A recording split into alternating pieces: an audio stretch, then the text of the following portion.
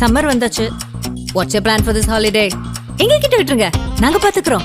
GT Holidays, South India's #1 travel brand. Telangana மாநிலம் உய்பூர் அருகே உள்ள ஆகனூர் கிராமத்தைச் சேர்ந்தவர் 60 வயதான பிரசாத் ராவ். அவரது மனைவி 55 வயதான மணி வீட்டில் தனியாக இருந்தபோது காவி நிற உடை அணிந்த 4 சாமியார்கள் மந்திரங்களை முடங்கியபடி வீட்டிற்குள் நுழைந்தனர். அவர்கள் மணியிடம், எங்களுக்கு ஆசிரமம் உள்ளது, ஆசிரம பராமரிப்பு செலவுக்காக 1 லட்சம் ரூபாய் கொடுங்கள் என்று வற்புறுத்தினர். மணி தன்னிடம் அவ்வளவு பணம் இல்லை என்று மறுத்தபோது, பணம் தராவிட்டால் சாபம் விட்டு உங்களையும் உங்கள் குடும்பத்தையும் நாசமாக்கி விடுவோம் என்று மிரட்டியுள்ளனர். இதனால் அதிர்ச்சியடைந்த மணி வீட்டில் இருந்த ரூபாய் 5000 பணத்தை அவர்களிடம் கொடுத்துள்ளார். இது போதாது என்று அப்போது வீட்டுக்கு வந்த மணியின் மருமகனிடமிருந்து ரூபாய் 1000 பணத்தை பறித்து கொண்டனர். மொத்தம் ரூபாய் 6000 பணத்தை மிரட்டி பறித்துவிட்டு அந்த 4 சாமியார்களும் அங்கிருந்து தப்பி ஓடியுள்ளனர். இந்த சம்பவம் குறித்து மணியும் அவரது மருமகனும்